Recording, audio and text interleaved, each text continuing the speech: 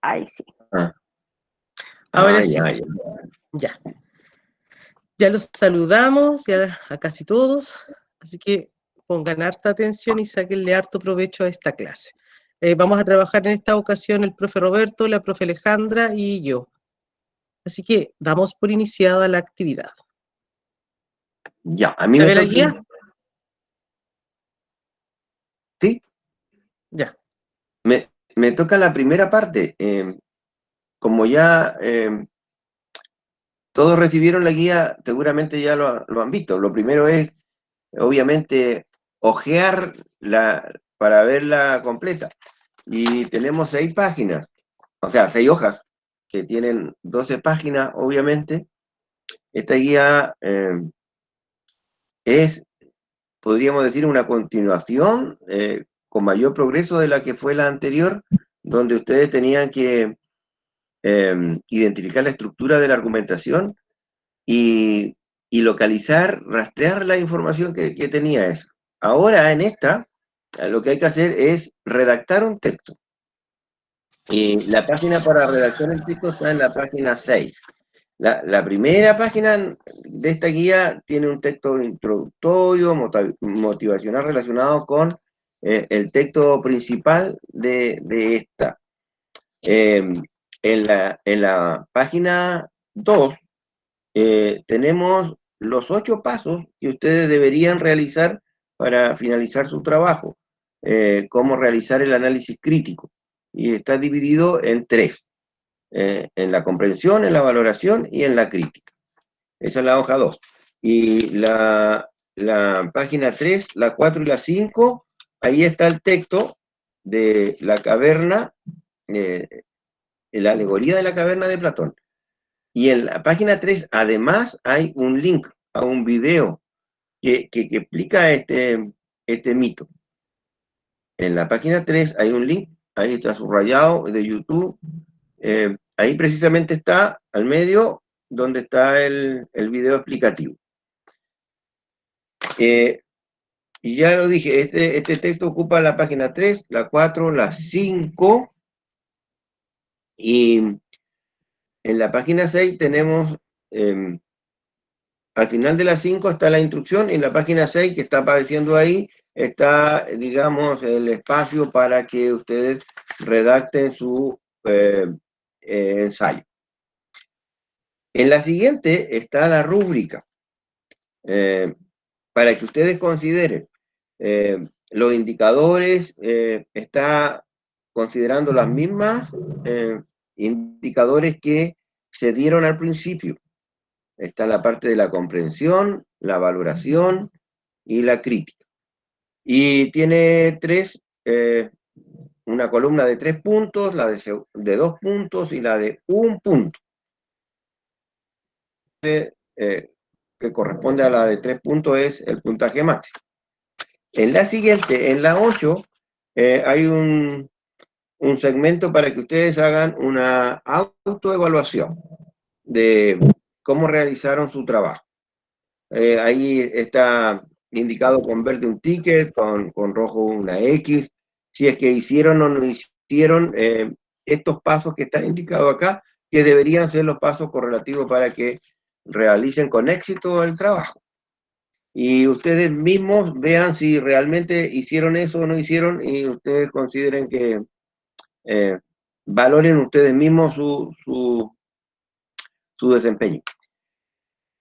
Y en esa página también están los correos de los profesores, a los cuales tendrían que hacer entrega. Hasta aquí llega la guía.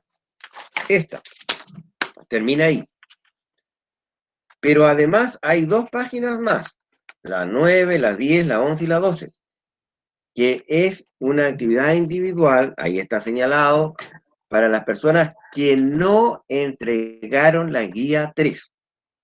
En mi caso personal, por ejemplo, los del cuarto A, hubo muchos que no lo hicieron. Entonces, ahora es la oportunidad como para arreglar eso. Hay 2 textos breves. Uno está en la página 9, que tiene 4 párrafos, solamente es parte de la página 9, ahí está presente, y luego tiene 5 preguntas. al estilo de la PTU. Y el otro, el texto 2, que tiene 3 párrafos, tiene 8 preguntas, que incluyen vocabulario y comprensión, al estilo de la PTU, la ex PSU. Eso, son 6 paginitas, no, hojas.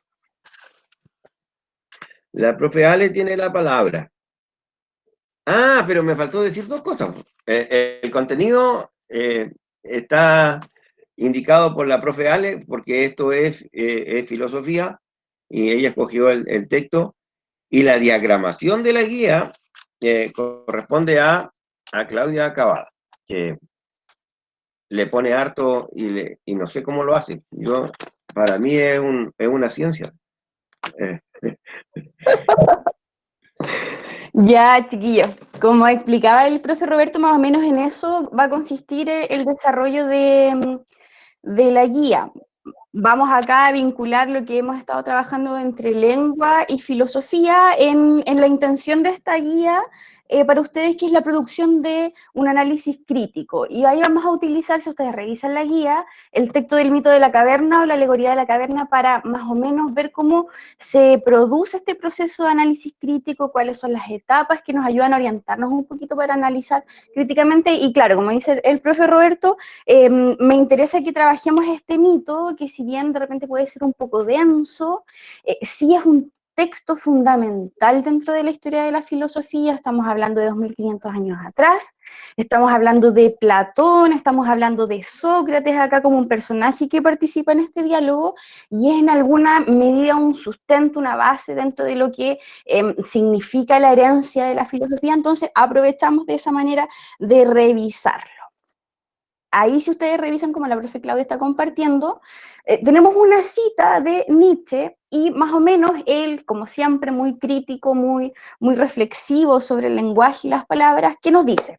Lo voy a leer para que ustedes vayan siguiendo. Yo no veo muy bien la pantalla porque se ve como súper chiquitito, ya estoy un poco piti, pero lo leo por acá, dice: el mentiroso utiliza las designaciones, los nombres válidos, las palabras, para hacer aparecer lo irreal como lo real. Dice, por ejemplo, soy rico, cuando la designación correcta para su estado sería justamente pobre. El hombre nada más que desea la verdad en un sentido análogamente limitado, ansía las consecuencias agradables de la verdad, aquellas que mantienen la vida. Es indiferente al conocimiento puro y sin consecuencias, e incluso hostil frente a las verdades susceptibles de efectos perjudiciales o destructivos. Y además, ¿qué sucede con esas convenciones del lenguaje? ¿Son quizás productos del conocimiento, del sentido de la verdad? ¿Es el lenguaje la expresión adecuada de todas las realidades? Entonces hace una reflexión en alguna medida de qué pasa con el lenguaje, qué pasa con ese a lo mejor estado de comodidad que nos encontramos cuando de pronto no queremos analizar críticamente las cosas, y más o menos nos orienta justamente lo que muchos siglos atrás hizo Platón a través de el mito que vamos a revisar.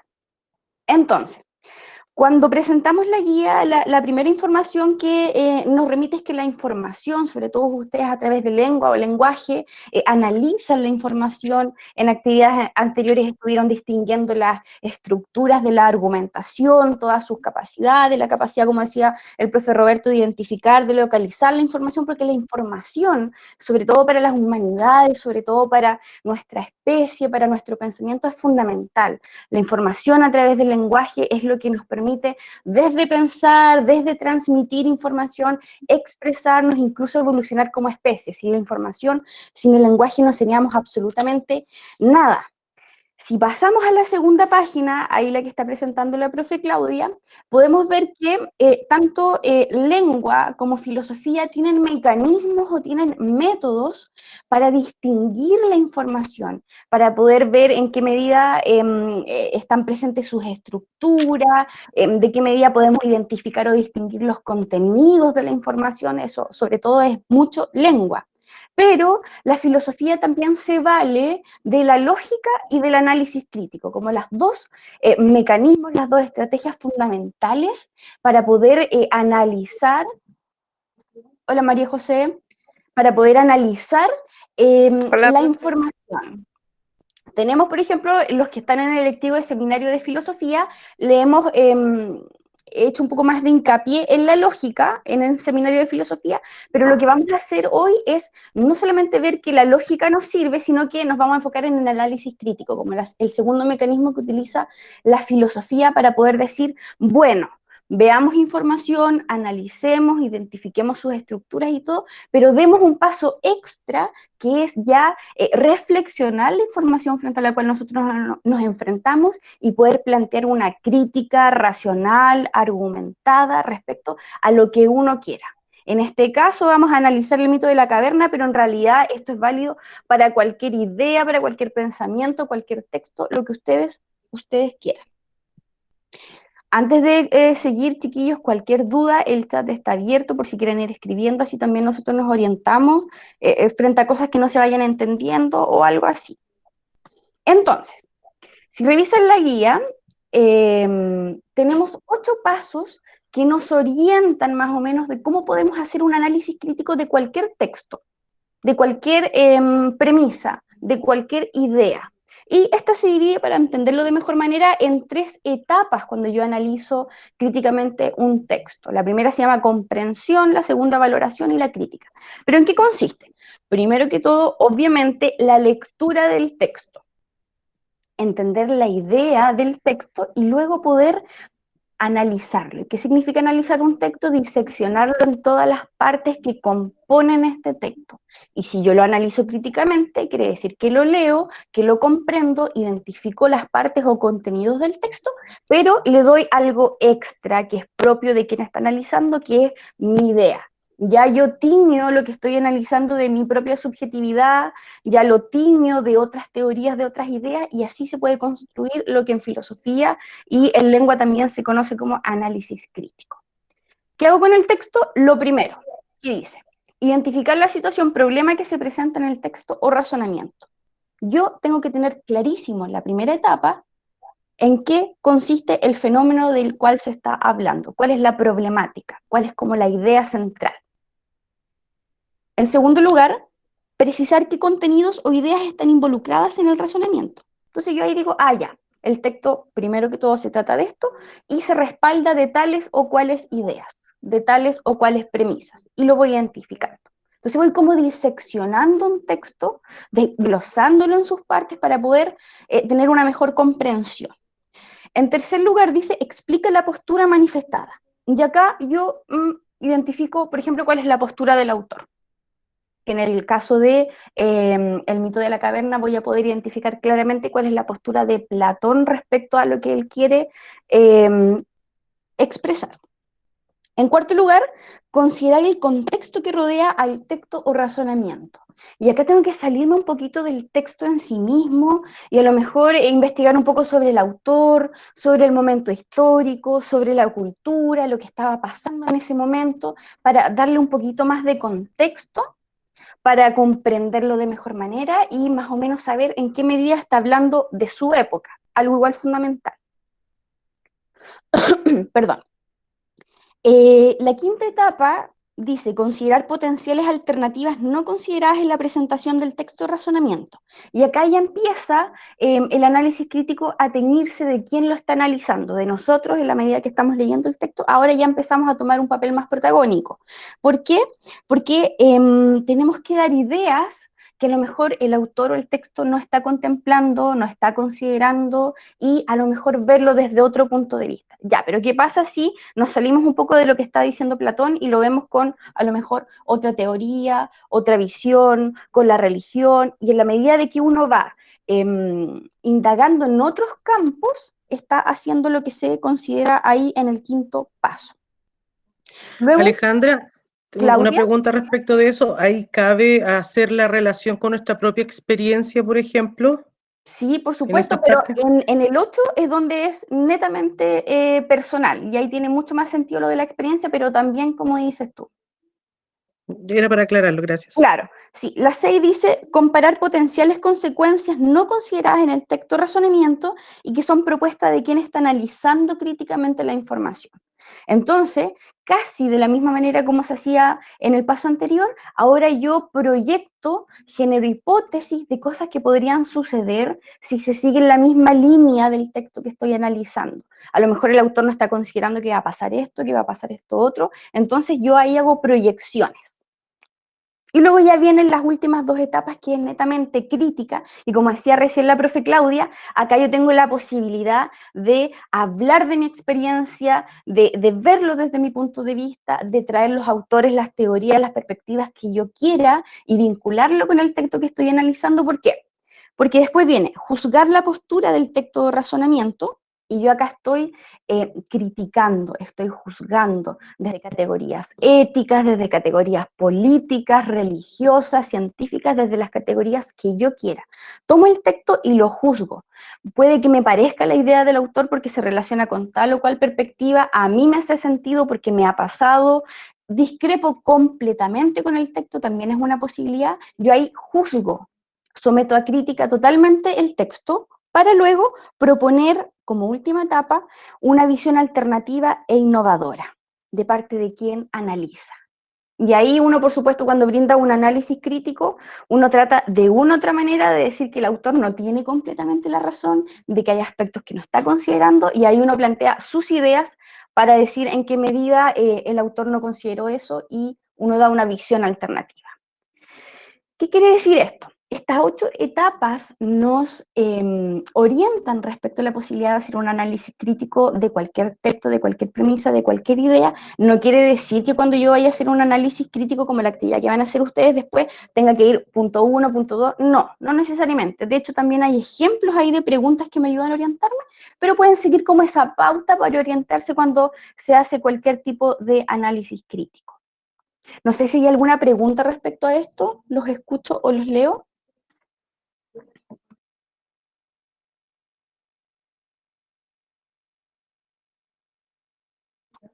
Seguimos entonces. Entonces, ¿qué tenemos? La invitación a la actividad que se viene, a realizar la siguiente actividad, analizar críticamente uno de los mitos más famosos, como les comentaba a ustedes, dentro de la filosofía, que se llama el mito de la caverna o la alegoría de la caverna, y consiste en leer el texto, analizarlo y presentar, muchas gracias Osman por responder, y presentar el propio análisis crítico que a ustedes les surge de la lectura de este texto, que es un diálogo, lo escribió Platón, es un diálogo entre dos filósofos, entre Sócrates como protagonista y Glaucón, que es el hermano de Platón, como pareja, interlocutor, como ustedes quieran decirlo. También está dentro de la guía, chiquillos, el link de un video en YouTube muy cortito, muy sintetizado, muy simpático también respecto a una breve explicación del mito, porque a veces también uno puede leer, escuchar la lectura, también escuchar otras opiniones y ojalá verlo desde distintos puntos de vista. El texto también tiene unas imágenes como para que nos vayamos haciendo la representación de lo que trata de graficar el mito, porque igual se requiere de harta imaginación. Yo ya les adelanto de que lo que intenta Platón desde todo punto de vista es hacer una crítica, como la mayoría de los filósofos, del estado en el conocimiento en el cual nos encontramos como humanidad, que puede que sea válido hace 2500 años atrás, puede que ahora en el siglo XXI siga siendo válido. Eso también va a depender de la postura de ustedes y del análisis crítico que ustedes presenten. ¿Comenzamos la lectura? Perdón, recuerden que es un diálogo. Voy a buscar un lápiz. Dice, la alegoría de la caverna, Platón. Traten de cerrar los ojos y de imaginarse la alegoría, chiquillos. Dice, después de eso proseguí. Compara nuestra naturaleza respecto de su educación y de su falta de educación con una experiencia como esta. Represéntate, imagínate, hombres en una morada subterránea en forma de caverna, que tiene la entrada abierta en todas sus extensiones a la luz. En ella están desde niños con las piernas y el cuello encadenados, de modo que deben permanecer allí y mirar solo delante de ellos, porque las cadenas les impiden girar alrededor la cabeza. Más arriba y más lejos se halla la luz de un fuego que brilla detrás de ellos, y entre el fuego y los prisioneros hay un camino más alto, junto al cual imagínate un tabique construido de lado a lado, como el biombo que los titiriteros levantan delante del público para mostrar por encima del biombo los muñecos.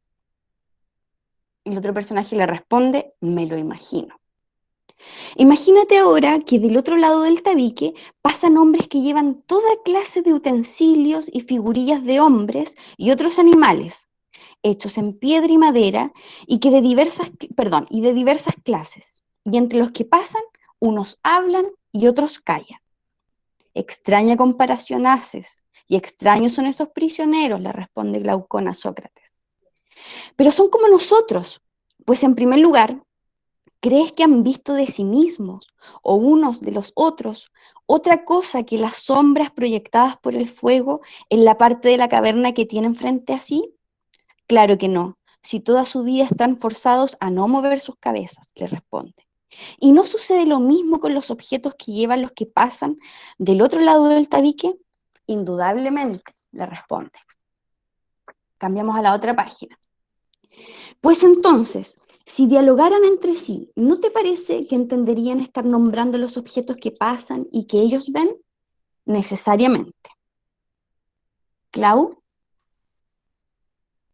¿Claudia? Dime. ¿Podrías cambiar a la otra página, porfa? Es que en mi página yo veo, todavía estoy viendo lo que tú estás leyendo. ¿De verdad? Ah, ya, sorry, tal vez. Sorry. Entonces, necesariamente, le responde Glaucón, y dice, ¿y si la prisión contara con un eco desde la pared que tiene enfrente a sí, y alguno de los que pasan del otro lado del tabique hablara, ¿no piensas que creerían que lo que oyen proviene de la sombra que pasa delante de ellos? Por Zeus que sí. ¿Y que los prisioneros no tendrían por real otra cosa que las sombras de los objetos artificiales transportados? Es de toda necesidad, le responde. Examina ahora el caso de una liberación de sus cadenas y de una curación de su ignorancia. ¿Qué pasaría si naturalmente les ocurriese esto? Que uno de ellos fuera liberado y forzado a levantarse de repente, volver el cuello y marchar mirando a la luz, y al hacer todo esto sufriera, y a causa del encandilamiento, fuera incapaz de percibir aquellas cosas cuyas sombras había visto antes.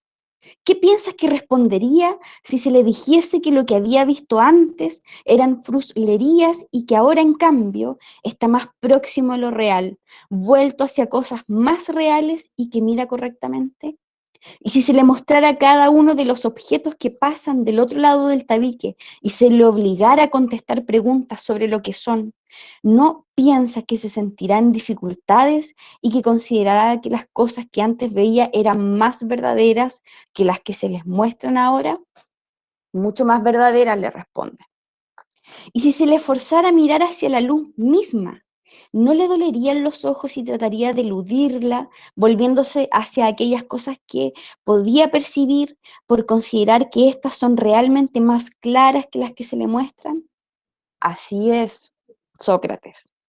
Y si a la fuerza se le arrastrara por una escarpada y empinada cuesta sin soltarlo antes de que llegara hasta la luz del sol, ¿no sufriría acaso y se irritaría por ser arrastrado y tras llegar a la luz tendría los ojos llenos de fulgores que le impedirían ver uno solo de los objetos que ahora decimos que son los verdaderos? Por cierto, al menos inmediatamente, Sócrates necesitaría acostumbrarse para poder llegar a mirar las cosas de arriba. En primer lugar, miraría con mayor facilidad las sombras y después las figuras de los hombres y de los otros objetos reflejados en el agua.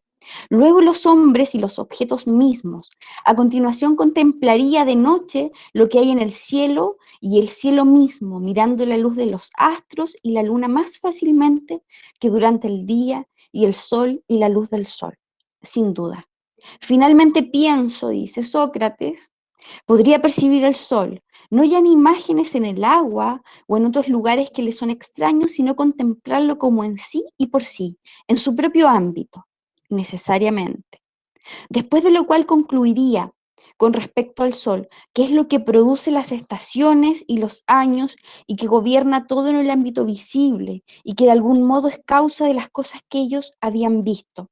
Es evidente que después de todo esto arribaría a tales conclusiones.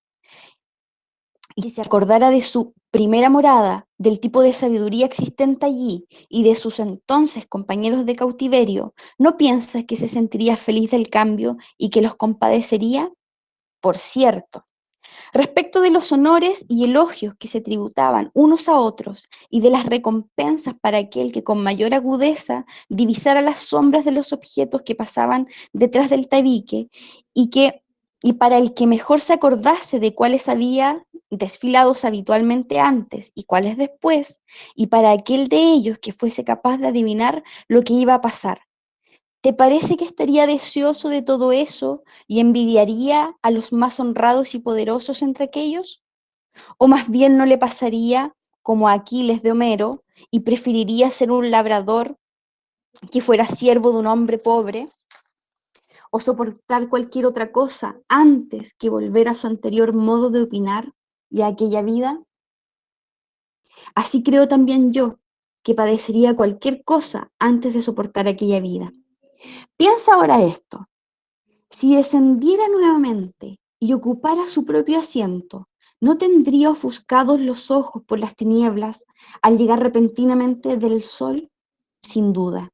Y si tuviera que discriminar de nuevo aquellas sombras, en ardua competencia con aquellos que han conservado en todo momento las cadenas, y viviera confusamente hasta que sus ojos se reacomodaran a ese estado y se acostumbraran en un tiempo nada breve, no se expondría al ridículo, ya que le dijeran de él que por haber subido hasta lo más alto se había estropeado los ojos y ni siquiera valdría la pena intentar marchar hacia arriba. Y si se intentase desatarlos y conducirlos, está hablando acá de los prisioneros que quedan abajo, hacia la luz, ¿no lo matarían si pudieran tenerlo en sus manos y matarlo? Seguramente, le responde. Pues bien, querido Glaucón, debemos aplicar íntegra esta alegoría, esta metáfora, a lo que anteriormente ha sido dicho, comparando la región que se manifiesta por medio de la vista con la morada prisión, y la luz del fuego que hay en ella con el poder del sol. Compara, por otro lado, el ascenso y contemplación de las cosas de arriba con el camino del alma hacia el ámbito inteligible. Y no te equivocarás en cuanto a lo que estoy esperando y qué es lo que deseas oír. Dios sabe si esto es realmente cierto. En todo caso, lo que a mí me parece es que lo que dentro de lo cognoscible se ve al final y con dificultad es la idea de bien. Una vez percibida, ha de concluirse que es la causa de todas las cosas rectas y bellas, y que en el ámbito visible ha engendrado la luz y al Señor de ésta, y que en el ámbito inteligible es señora y productora de la verdad y de la inteligencia, y que es necesario tenerla en vista para poder obrar con sabiduría, tanto en lo privado como en lo público. Comparto tu pensamiento en la medida de que me es posible.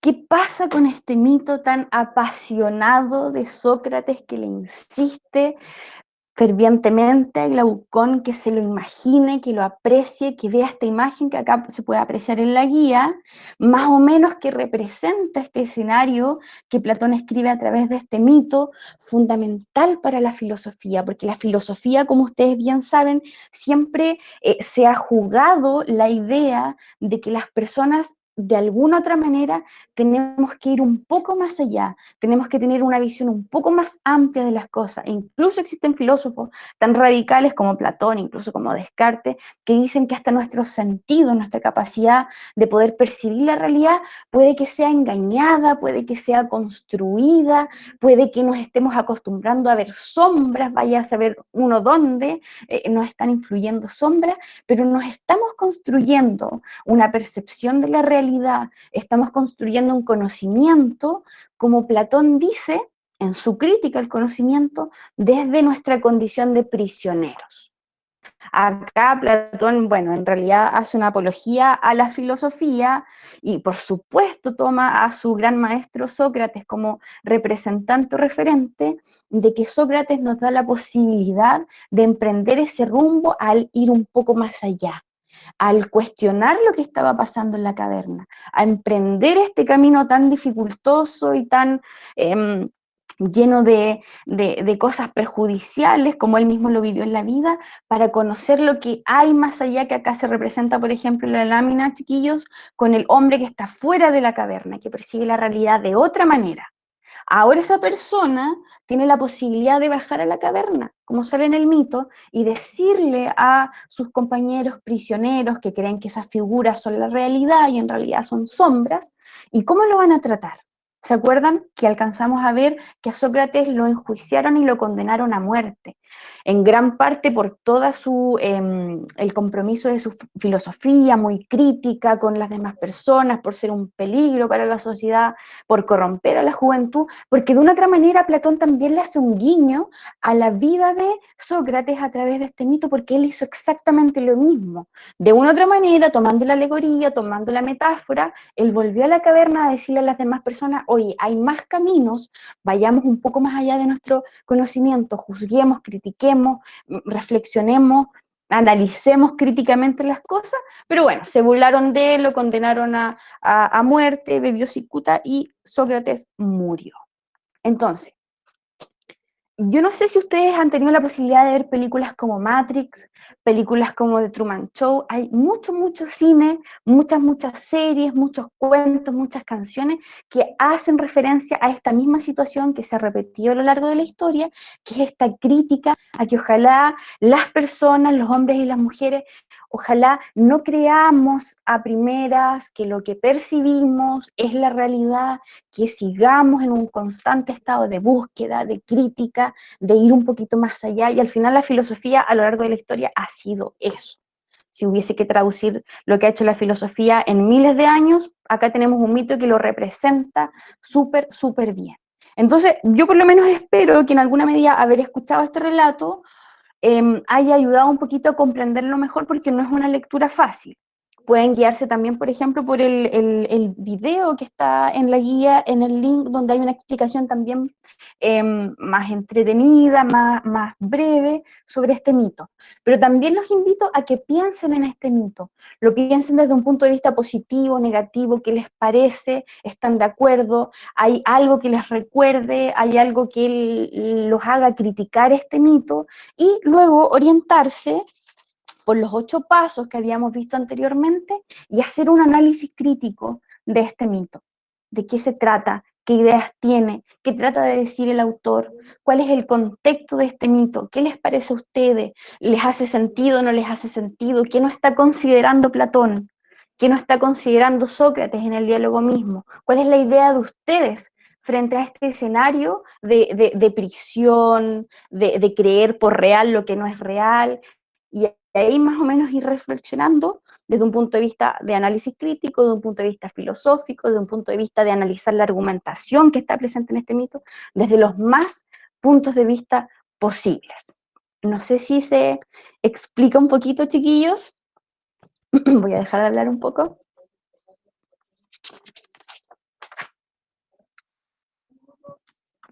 Pueden hacer preguntas por el chat, pueden abrir sus micrófonos igual, chiquillos, para que haya esa interacción con ustedes, porque al final hablamos nosotros nomás, es un monólogo y de verdad que se torna incluso pesado para nosotros que estamos a este lado, ¿ya? Así que pregunten si algo no les quedó claro. Acá hay una indicación, dice, envía tu texto antes del 4 de septiembre.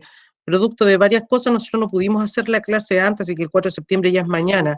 Pueden enviar su texto hasta el lunes, ¿ya? O al profe Roberto, los del cuarto A, o a mí, los del cuarto B y C, para que yo se los revise, se los devuelva, y dentro de la semana, de la próxima semana, ustedes ya lo pueden enviar con todas las correcciones para que tengan un buen texto, ¿sí? Eso es lo que importa, que igual haya el aprendizaje. ¿Les queda claro? Por favor, contesten sí o no en el chat, por último. O si no, abras un micrófono. Ale, ¿tú vas a continuar con esto? Profe. María José. ¿Puede volver a explicar lo de los 8 pasos? O sea, así como un resumen cortito. Es que como entramos entre tarde. Ay, sí, ya mira.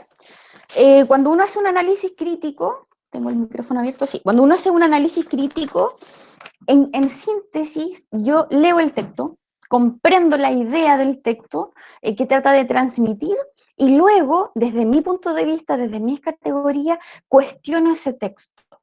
De ahí, desde esa manera, yo estoy haciendo un análisis crítico del contenido de un texto, ya llevándolo a otras perspectivas, llevándolo desde otro punto de vista.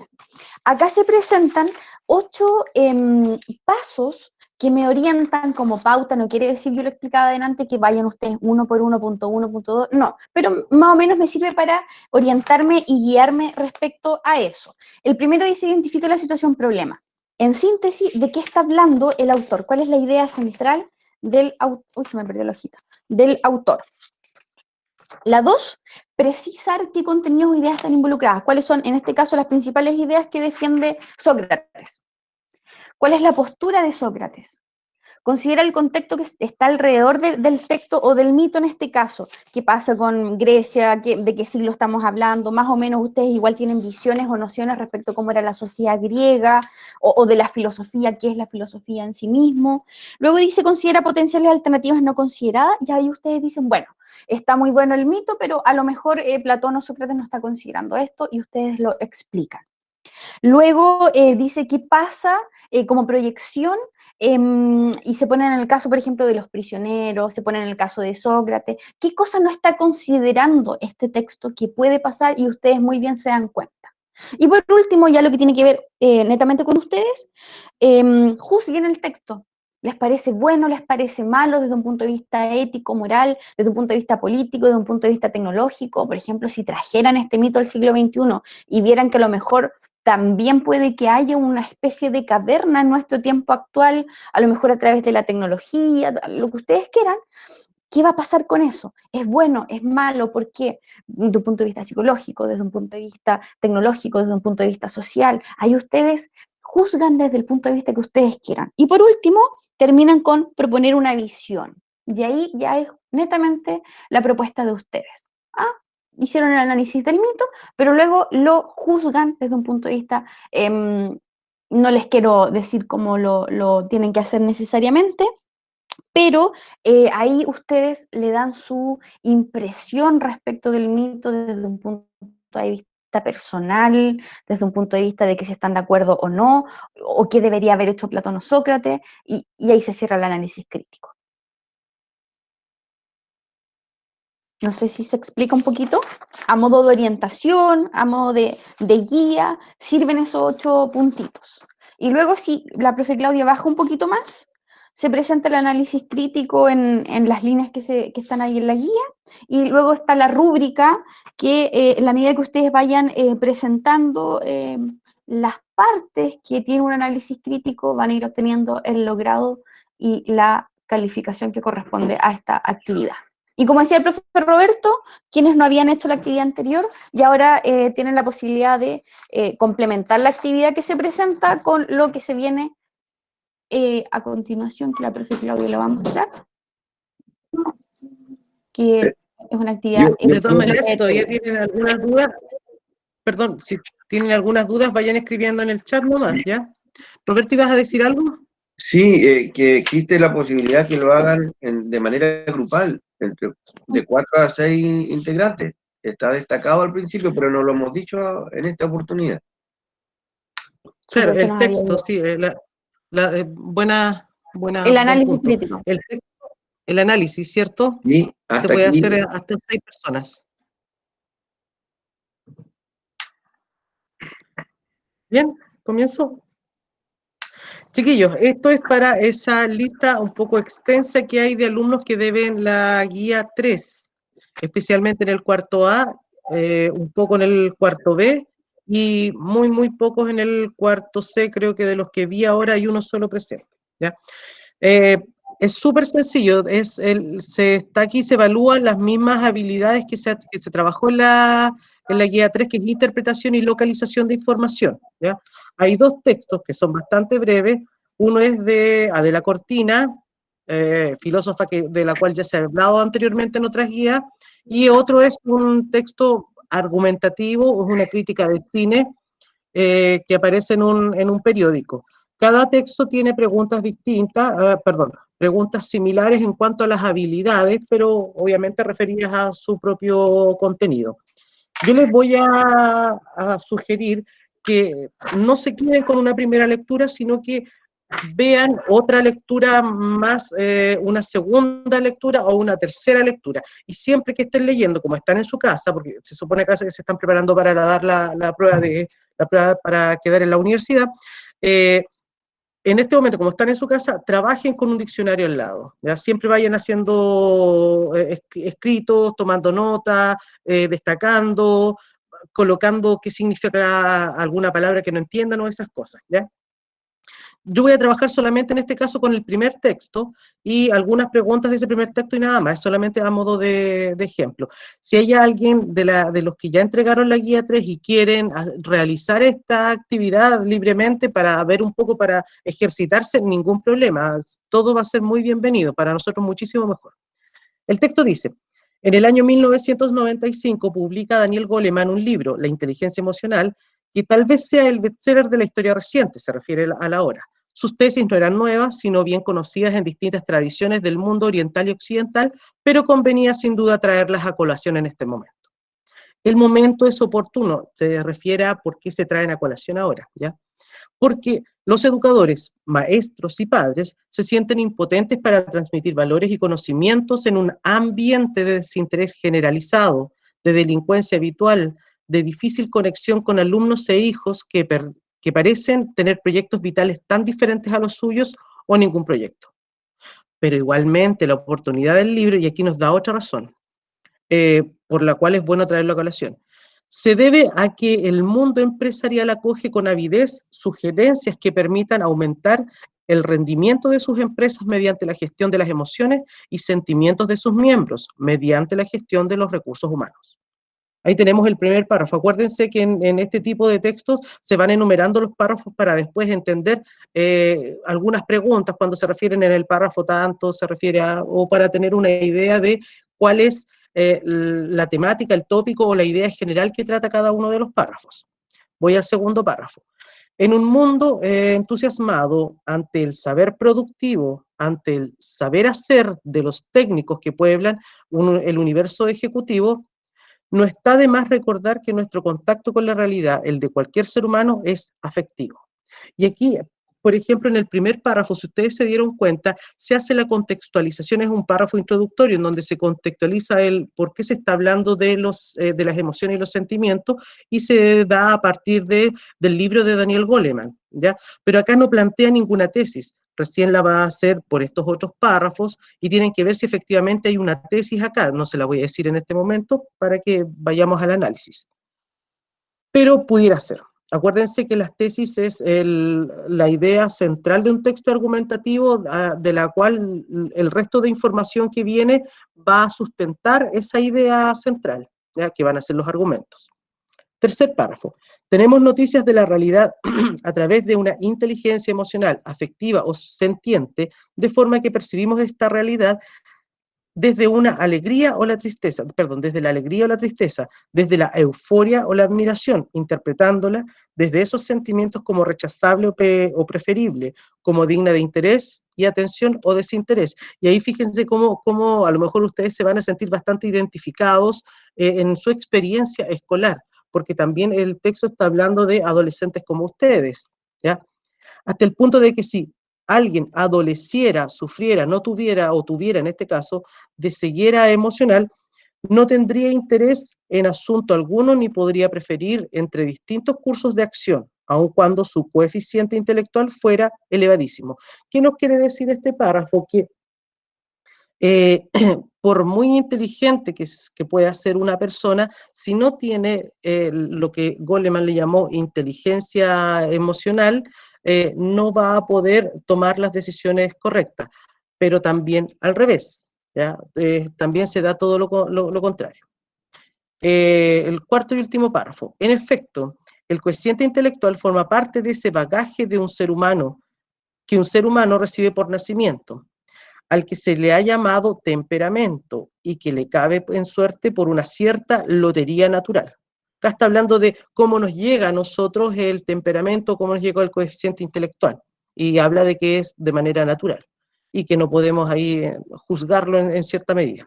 Forman parte del temperamento la dotación genética, la constitución anatómica, fisiológica, afectiva e intelectual, pero a pesar de que no puede ser elegido, tampoco es inmodificable, sino todo lo contrario, el temperamento puede ser modificado a través de sucesivas elecciones, forjando paulatinamente ese carácter, ese ethos, que se refiere también al carácter, a la personalidad, a las costumbres que tenemos, que es el sentido de la vida moral.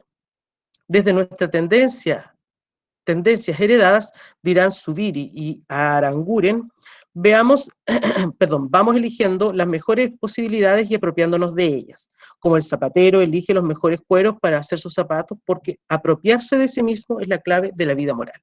Y ahí termina de la cortina utilizando un recurso retórico, que fue lo que vimos anteriormente, que no se pregunta en este caso, pero acuérdense de que estos recursos retóricos hacen de alguna manera más ameno, más cercano el texto.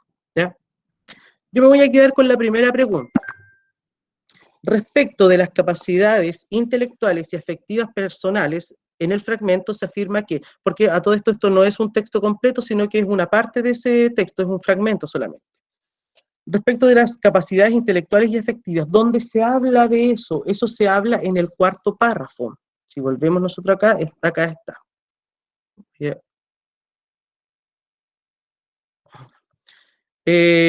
Acá,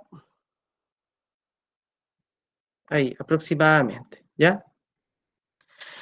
Dice, se afirma que, por lo tanto, nosotros tenemos que localizar esa información. Dice, son parte de nuestra constitución originaria, y ahora, son parte de nuestra constitución originaria. No dice eso exactamente, y ahí es donde ustedes tienen que poner atención, porque lo dice de otra manera, con otras palabras, pero lo dice. ¿Y qué es lo que dice? Si ustedes me ayudan, por favor, a ubicar esa expresión. Son parte de nuestra constitución originaria. ¿Qué es lo que dice el texto, el párrafo 4? Escriban en el chat o díganmelo, abran su micrófono, es más fácil, mejor. ¿Dónde ubicamos ese enunciado, pero con otras palabras?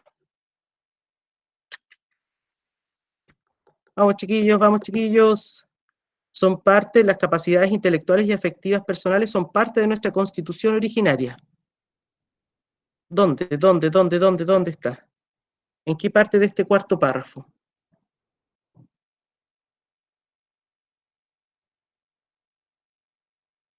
¿No?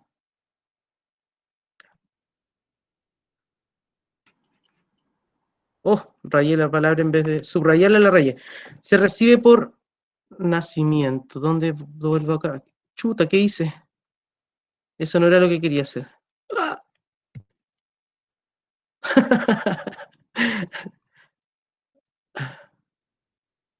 Vamos acá. Volvemos acá. Entonces, fíjense que acá dice, se recibe por nacimiento, ¿ya? Y ahí estaría una parte de la respuesta. O sea, este primer enunciado es afirmativo, es verdadero. Luego dice, no las podemos elegir, pues nacemos con ellas. Eso igual lo dice acá. A pesar de que no se pueden elegir. Ahí lo dice. No lo dice exactamente igual, insisto, pero lo dice con otras palabras, pero es la misma idea. Y entonces, la 1 y la 2 hasta este momento están presentes en este texto. Veamos la número 3, dice, no las podemos mejorar, pues son parte de nuestra herencia. ¿Qué es lo que dice el texto? Dice, tampoco es inmodificable. No lo dice con las mismas palabras, sino que con otras. Dice lo contrario a esto. Entonces, esta definitivamente no está, porque dice que sí se pueden mejorar, sí se pueden modificar, ¿ya? De alguna manera, y eso significa que se podrían mejorar. Por lo tanto, la alternativa correcta aquí sería, ¿cuál? A, B, C, D, A, B, C, D. Chiquillos, despierten. A María José dice la Bien, B. bien, María José. Esa sería la B. Perfecto, Osmel. Muy bien, ahí está. La número 2 es similar, tienen que hacer lo mismo. Identifican la pregunta que dice Adela Cortina, considera la publicación. Aquí está considerando la publicación, esa es la pregunta. O sea, el libro de Goleman, ¿ya? Que es oportuna porque eso estaba en el primer párrafo, entonces ustedes leen el primer párrafo y ubican porque, según Adela Cortina, la publicación de Goleman es oportuna. Y ahí tienen 3 posibilidades y tienen que ver si son las 3, si son una, si son 2, qué sé yo, ¿ya? Bueno, las 3 no está como opción. Luego viene una pregunta que es de vocabulario, la metáfora, seguir emocional, que tiene que ver con la habilidad de interpretar, de localizar e interpretar, y lo mismo con la palabra ambiente. Yo me voy a quedar con la palabra ambiente, que se trabajan los mismos recursos que en la pregunta número 3. ¿Dónde está la palabra ambiente? ¿Qué es lo que tengo que hacer yo? Volver al contexto. El momento es oportuno, acuérdense, el momento para presentar el libro es oportuno porque los educadores se sienten impotentes para transmitir valores y conocimientos en un ambiente de desinterés generalizado, de delincuencia habitual, de difícil conexión con alumnos e hijos que parecen tener proyectos vitales tan diferentes de los suyos o ningún proyecto. Primero tengo que identificar a qué se refiere con ambiente. Si el ambiente se refiere con el clima que hay afuera, no sé, pues lluvia, truenos, relámpagos, qué sé yo, a ese ambiente, o a un ambiente de tipo social que tiene que ver con un clima emocional. Yo creo que se está refiriendo a ese tipo de ambiente, y frente a eso tengo que identificar cuál sería el mejor sinónimo que me están dando acá, ¿ya?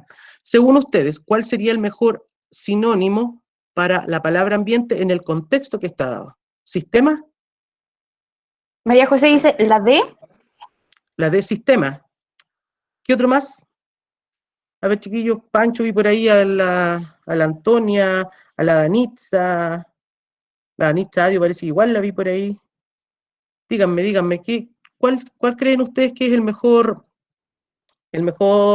sinónimo para la palabra ambiente en el contexto que recién leímos?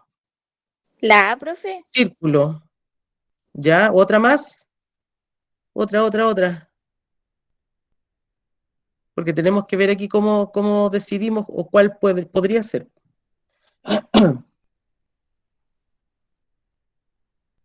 Ya tenemos 2, la D o la A. Vamos a ir por la A primero. Cuando hablamos de círculo, hablamos de un grupo reducido, y acá no se está hablando de un grupo reducido en cuanto a personas, a cantidad de personas, sino que más bien a las condiciones que se dan en un grupo determinado. Por lo tanto, acá la palabra círculo queda, era esta. No nos permite entender el contexto de la oración, no nos permite cambiarla por el contexto de la oración, ¿ya? Es un término demasiado resumido. Acuérdense que cuando vimos los distractores hablábamos que los distractores pueden ser o muy amplios, o muy específicos, o no pertinentes, o tergiversan derechamente la información. Y en este caso es muy reducido, ¿ya? En cuanto a sistema tampoco se ajusta al contexto porque el sistema es demasiado amplio, porque estamos hablando de las condiciones las condiciones sociales principalmente en las cuales se da un grupo de personas, cohabita un grupo de personas, y acá el sistema está hablando, o se refiere más bien de cómo, de cuáles son las motivaciones, no podría ser eso. ¿Cómo se llaman estas cosas? Lo que tiene el reloj.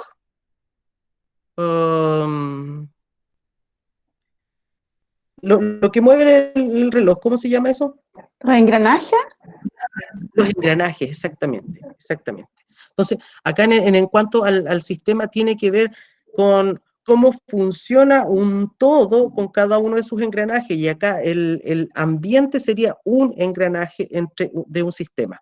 ¿Se entiende? Entonces, es muy amplio. Por lo tanto, también la dejamos fuera. Nos quedan 2 posibilidades, atmósfera o contingencia. Atmósfera o contingencia, B o C. La C, dice Danitza. Ya, Osmel dice la B. La B. ¿Qué es lo que pasa con la contingencia? Que es la primera que dijeron. La contingencia es un suceso inmediato prácticamente. Por ejemplo, hoy la contingencia es la pandemia, la epidemia. Eso es una contingencia. Contingencia también fue el paro de camioneros. Entonces, es un suceso, pero acá cuando estamos hablando de ambiente no habla de un suceso en particular, sino que habla, insisto, de las condiciones sociales en las cuales están insertas las personas. Por lo tanto, la correcta era la letra B. ¿Ya? Y la última que vamos a ver tiene que ver con la tesis. Acá nos preguntan, siempre lean bien la pregunta que se está haciendo. Una de las tesis del fragmento, yo les mencioné cuando estábamos leyendo el texto, les dije, les pregunté si podría ser esa la tesis que estaba en el párrafo número 2. Pero veamos qué es lo que nos dicen las alternativas. ¿Ya? Acuérdense de los distractores. Nuestra conducta moral aparece regulada por nuestros sentimientos y emociones. Fíjense que todo habla de los sentimientos y emociones, ¿ya? Pero ¿cuál sería la diferencia entre una alternativa y otra? Que habla acá que la conducta es regulada. En algún momento Adela Cortina dice que nuestros sentimientos y emociones regulan nuestra conducta. Yo creo que eso no es lo que plantea, puesto que habla de que por sí solo los sentimientos y emociones no nos hacen actuar. ¿Ya? Y lo otro es que cuando habla de conducta moral o moralidad, lo hace más bien como un elemento para completar y de que de alguna manera tiene que ver con cómo nosotros actuamos en sociedad, ¿ya? Pero no tiene que ver con el que somos nosotros, que hace referencia a esto, ¿ya? Luego, el saber hacer de los humanos es una capacidad sustancialmente efectiva y solo accidentalmente racional. No es afectiva solo y racional muy poco. Y además que lo otro que tenemos que considerar acá, que cuando se habla del saber hacer, se está hablando en el sentido, si volvemos al texto, en el sentido empresarial, en el sentido de cómo los técnicos, dice acá los tecnócratas, plantean la forma de hacer, o más bien de mejorar la producción de sus empresas. ¿Ya? Está en el 2 y en el 1 está planteada esa idea, pero no se refiere a la persona en sí, ¿ya? O lo que plantea de la Cortina. Luego en la C dice un adecuado control racional. El control racional de nuestras emociones es necesario para interactuar eficazmente con la realidad. Tampoco plantea eso la de la Cortina y es opuesto más bien a lo que está planteando, ¿ya? Y finalmente la D dice nuestra percepción de la realidad, y acá habla de la percepción de la realidad es mediatizada y determinada. ¿Qué significa? Que se utilizan filtros por nuestros sentimientos y emociones, ¿ya? Entonces, tenemos que identificar los elementos de cada una de las alternativas para ver efectivamente cuál es la tesis. Ahora, les pregunto a ustedes, según ustedes, ¿cuál de estas 4 sería la tesis?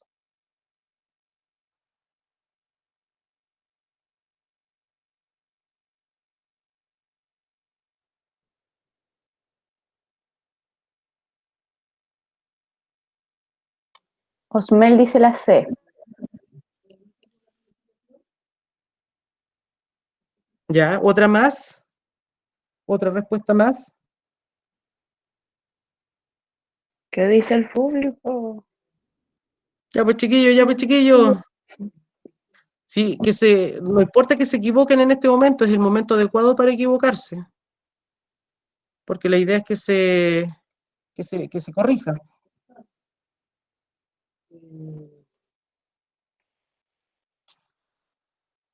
Ya nos quedamos con la C. Entonces, yo les decía adelante que cuando acá en las alternativas dice que un adecuado control racional de nuestras emociones es necesario para interactuar eficazmente con la realidad. No es que nosotros interactuemos con la realidad, sino que tengamos ese contacto, esa visión de la realidad. Fíjense en el segundo párrafo, acá. Nuestro contacto con la realidad es el de cualquier ser humano es afectivo, ¿ya? De alguna manera se plantea la percepción de la realidad, ahí sería el contacto, está mediatizado, o sea, el filtro por nuestros sentimientos y emociones. Esa es la tesis que plantea de la Cortina, una de las tesis que plantea de Cortinas en este fragmento. Aquí está. ¿Ya? Y el otro texto, ya les decía que es similar, si bien no es un texto de una filósofa, es un texto de carácter argumentativo y se preguntan las mismas, apuntan hacia las mismas habilidades que son las de localizar e interpretar. Y eso sería. Chiquillos, ¿tienen alguna duda?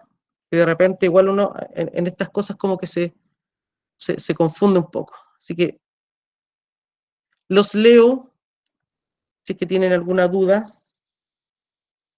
Si les quedó más clara, la mayoría del cuarto A debe la actividad extra.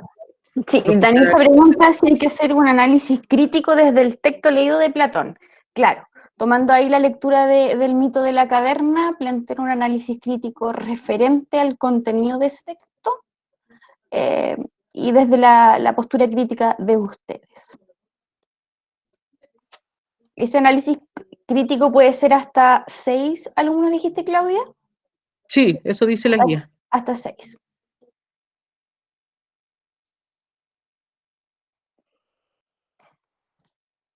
Chiquillos, alguna consulta, consulten todo. De todas maneras, ustedes tienen los correos, pueden hacernos las preguntas que estimen convenientes a través de los correos o del WhatsApp para quienes tengan la costumbre. ¿Les queda un poco más clara la guía?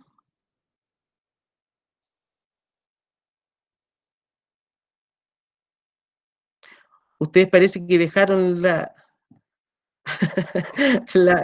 cosa prendida nomás y se fueron a hacer otras cosas. Están presentes.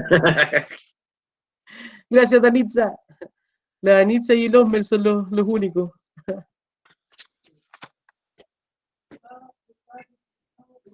Los demás chiquillos, ¿les quedó más claro?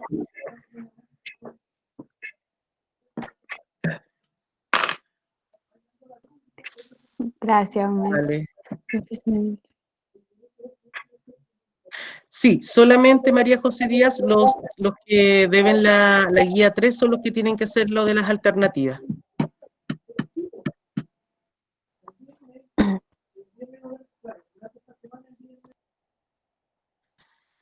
Bien, nos empezamos a despedir entonces, voy a dejar de grabar.